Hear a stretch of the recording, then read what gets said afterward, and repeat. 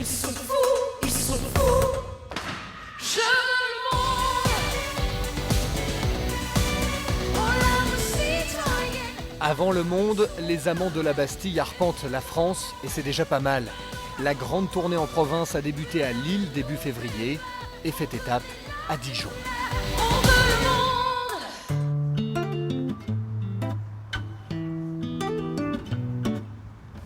Chaque semaine, pour toute l'équipe, il faut répéter les mêmes gestes, charger et décharger les nombreux éléments du décor. Et rentrer au chausse-pied et sortir au tire-bouchon. Non, mais c'est chaud. Il y en a qui sont juste. Mais faire la révolution sur scène plusieurs fois par semaine en dansant la carmagnole, ça use les canons. Tu me le laisses à cette hauteur-là, je vais venir avec des outils pour réparer l'essieu qui est cassé.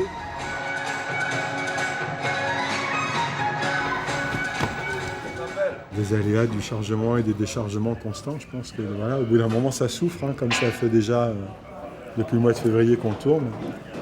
Forcément, au bout d'un moment, ça lâche. Hein.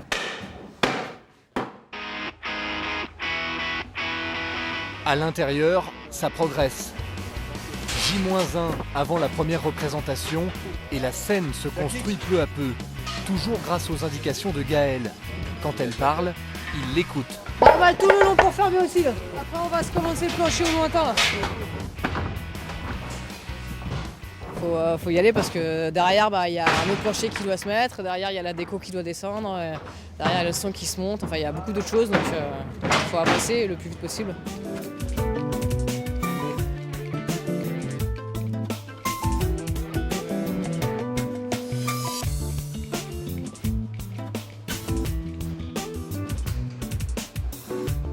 Au-dessus de la mêlée, Marcus Veil.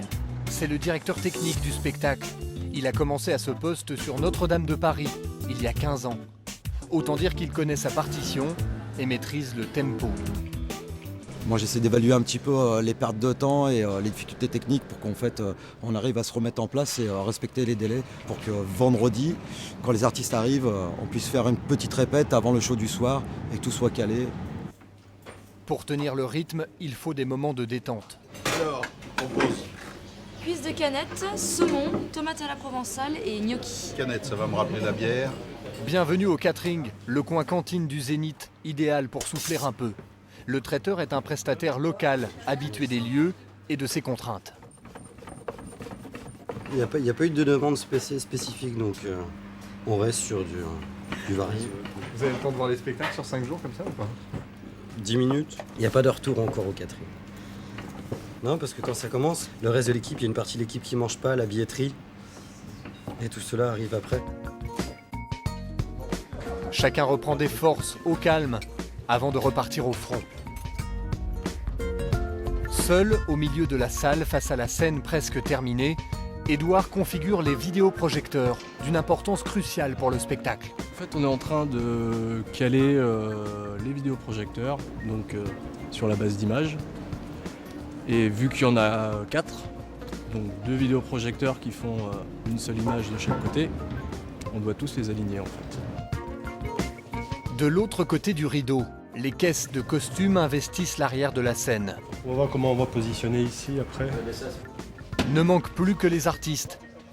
Jonathan, Yann, Guillaume, Louis, Camille, Roxane et les autres arriveront demain, quelques heures seulement avant le début du spectacle.